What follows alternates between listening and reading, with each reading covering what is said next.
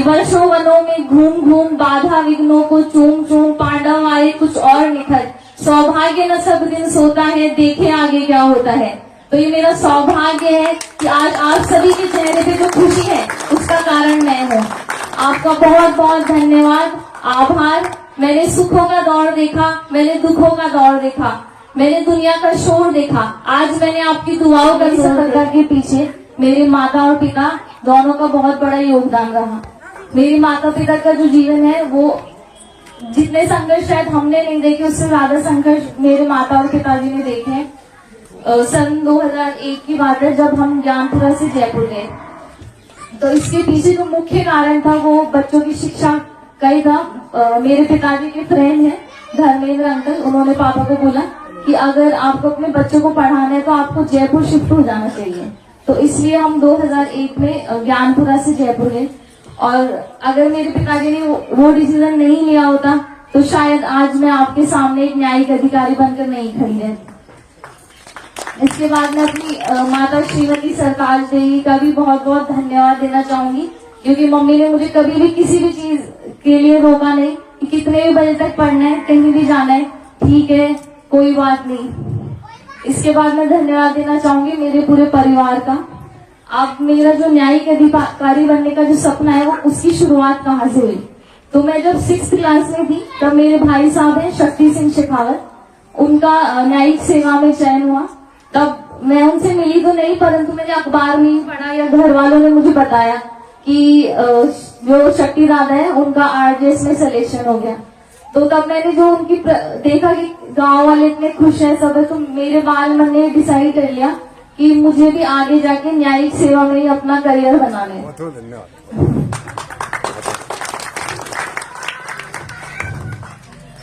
इसके बाद मैंने अपनी जो पढ़ाई है वो इसी तरीके से की।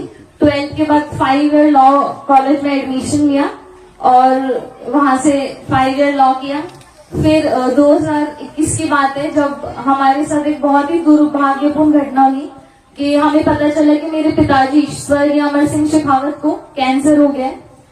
तो वो समय हमारे पूरे परिवार के लिए बहुत ही कठिन समय था।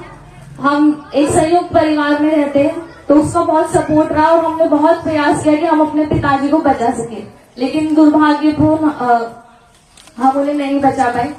तो उन 12 दिनों में मुझे बहुत ऐसा लग रहा था कि जीवन ही पलट गया है। तो मैंने तब जो मेरा लक्ष्य था कि मुझे न्यायिक अधिकारी बनना है वो एक दृढ़ संकल्प में बदल गया कि अब मेरे जीवन का एकमात्र लक्ष्य है कि सबसे पहले मुझे आरजेएस की परीक्षा पास करनी है। 2022 में मेरी 5 ईयर लॉ कंप्लीट हुआ और 2022 में मैंने LLM में एडमिशन ले लिया। इस बीच 3 साल हो चुके थे मुझे तैयारी करते हुए और कोई भी वैकेंसी नहीं आ रही थी।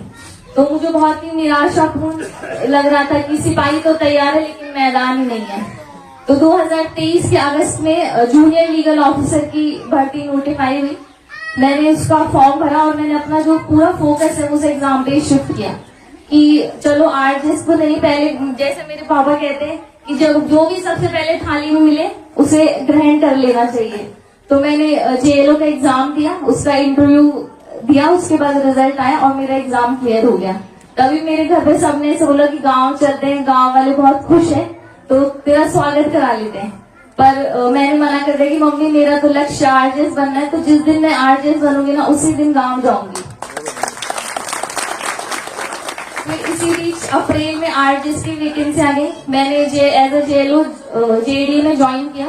फिर मेरे पास दोबारा एक डिसीजन लेना था कि क्या तैयारी जॉब के साथ की जाए या छुट्टी ली जाए। फिर जैसा कि मैंने कितनी बार कह दिया कि मुझे तो न्यायिक अधिकारी बनना है, तो मैंने सोचा कि ठीक है अब छुट्टी लेके अपन तैयारी करते हैं। फिर मेंस का एग्जाम हुआ, रिजल्ट आया, इंटरव्यू के लिए केवल 15 दिन मिले, बहुत कम समय था और कोर्स बहुत ज्यादा था। तो फिर एक बार मन में सवाल आएगा कैसे होगा। तो फिर मैंने अपने बड़े पापा को याद किया कि उनने तो अपनी पूरी जिंदगी में इतना संघर्ष किया है, वो कभी अपने घर वालों के साथ भी नहीं, हमेशा बाहर रहे हैं। तो जब उनने कभी हार नहीं मानी तो उनकी बेटी होगी मैं कैसे हार मान सकती हूँ। तो फिर मैंने अपने आप पे विश्वास किया कि 15 दिन तो बहुत है, पढ़ लेंगे। फिर इंटरव्यू रूम के जब बाहर में बैठी तो मुझे बहुत डर लग रहा था कि अब क्या होगा। तो उसी समय मेरी मम्मी ने मुझे कहा था कि तेरे पास नौकरी तो है ही, डरने की क्या बात है। तो फिर मैंने बाहर बैठे बैठे सोचा कि लोग सरकारी नौकरी की तैयारी करते हैं, वो तो है ही। तो मैंने फिर अपने आप को समझाया कि ये नौकरी मेरे लिए नहीं, ये नौकरी नहीं, सेवा मेरे लिए नहीं है, मेरे घर परिवार और गांव के लिए है। तो इस तरीके से मैंने बहुत अच्छा इंटरव्यू दिया। फिर उसके 5 दिन बाद रिजल्ट आया और मेरा न्यायिक सेवा में सिलेक्शन हो गया। अब मेरी शिक्षा में रुचि की यदि बात करें तो इसका श्रेय मेरे पिताजी स्वर्गीय अमर सिंह शेखावत को जाता है, क्योंकि वो M.Com पढ़े हुए थे और उनको हमेशा ऐसा रहता था कि उनके आसपास जितने भी बच्चे हैं वो सब बहुत अच्छे से पढ़े। तो जब तक कोई भी रिजल्ट आता क्लास में 20 में अगर 18 नंबर आए हैं तो वो पूछते कि 2 नंबर क्यों कट गए। तो उनसे मुझे बहुत डर लगता था। तो मैंने फिर अपने मन में डिसाइड कर लिया कि अपन क्लास में हमेशा टॉप ही करें ना, कि कभी पूछेंगे ही नहीं कि 2 नंबर क्यों कटे। तो उनके डर से पढ़ते पढ़ते मेरी जो पढ़ाई में रुचि है वो बहुत ज्यादा बढ़ गई। और जैसे आप सभी ने आज जो मेरा स्वागत किया उसके लिए शायद कोई शब्द नहीं है कि मैं आप पे धन्यवाद कर सकूं, पर फिर भी यदि किसी प्रकार की मुझसे गलती हो गई हो तो उसके लिए बहुत क्षमा। और मेरे पिताजी श्री भाग्य सिंह शेखावत को मैं धन्यवाद तो नहीं कह सकती, क्योंकि कभी भी कोई बच्चा इतना बड़ा नहीं होता कि वो अपने माँ बाप को धन्यवाद कह सके।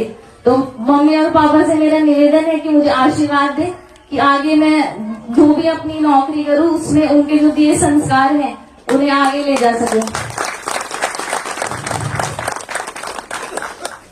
और मैं हम संयुक्त परिवार में 10 भाई बहन हैं, तो 7 बहनें हैं। मेरी बहनों ने हमेशा मेरा बहुत साथ दिया और मेरी जो सबसे बड़ी बहन है रजनी कंवर, वो हमेशा एक माँ के समान हमारे साथ खड़ी रही है। चाहे कोई भी परिस्थिति हो तो बस उन्हें कहना है कि मुझे ऐसा लग रहा है, वो नहीं मैं तेरे साथ हूँ। मेरे तीनों भाई मेरा हमेशा बहुत साथ दिया और बहुत सपोर्ट किया। और मेरी माता अंतर देवी, उन्होंने भी मुझे हमेशा, चाहे वो खुद पढ़ी लिखी नहीं है परंतु जब भी पढ़ाई की बात आती तो उन्होंने मुझे बोला कि तू तो पढ़ ले, काम करने की कोई जरूरत नहीं है। तो मेरी सफलता में आप सभी का योगदान रहा। और बस एक मैं अपनी फेवरेट जो मेरी पोएम है उसकी 2 पंक्तियां कहना चाहूंगी कि वर्षों वनों में घूम घूम बाधा विघ्नों को चूम चूम पांडव आए कुछ और निखर, सौभाग्य न सब दिन सोता है देखे आगे क्या होता है। तो ये मेरा सौभाग्य है कि आज आप सभी के चेहरे पे जो खुशी है उसका कारण मैं हूँ। आपका बहुत बहुत धन्यवाद, आभार। मैंने सुखों का दौर देखा, मैंने दुखों का दौर देखा, मैंने दुनिया का शोर देखा, आज मैंने आपकी दुआओं का जोर देखा है। बहुत बहुत धन्यवाद, आभार।